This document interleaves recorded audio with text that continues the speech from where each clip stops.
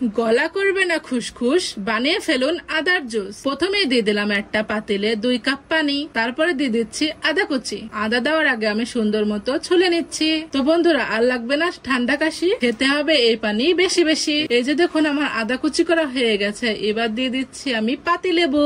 বন্ধুরা, লেবুটা কিন্তু দেখে কিনবেন যেন রস থাকে বেশি। তো সবগুলো কেটে নেওয়ার পরে গরম পানিতে দিয়ে দিলাম 2টা তেজপাতা ও 3টা শুকনো মরিচ। তারপরে দিয়ে দিচ্ছি কেটে রাখা আদা। তারপরে দিয়ে দিব কিছু কালো জিরা। কালো জিরা কিন্তু সকল রোগের মহা ওষুধ। তারপরে দিয়ে দিচ্ছি কেটে রাখা 3 পিস লেবুর টুকরো। এটা দারচিনি ও এলাচ দিয়ে পানিটা আমি ভালো মতো বলক তুলে নেব, যেন সব রস বেরিয়ে যায়, কারণ আমার এটা লাল পানি দরকার। তো বন্ধুরা, ইতিমধ্যেই হয়ে গেল আমার আয়ুর্বেদী লাল পানি। তো আমি একটা গ্লাসে ঢেলে নিলাম। বন্ধুরা, এটা কিন্তু চায়ের মতো সুন্দর মতো খেতে হবে। এটা কিন্তু আপনাদের চর্বিও কমাবে এবং ফুসফুস যে কাশিটা থাকে সেটাও কমাবে। তাছাড়া শরীরের অনেক কাজে লাগবে। বন্ধুরা, একদিন খেয়ে দেখুন না, তারপরে বুঝতে পারবেন এটা কত প্রয়োজনীয়। তো বন্ধুরা, এরকম ভিডিও পেতে চাইলে আমাদের ফেসবুক পেজ এবং ইউটিউবে ফলো এবং সাবস্ক্রাইব করে রাখুন। ধন্যবাদ।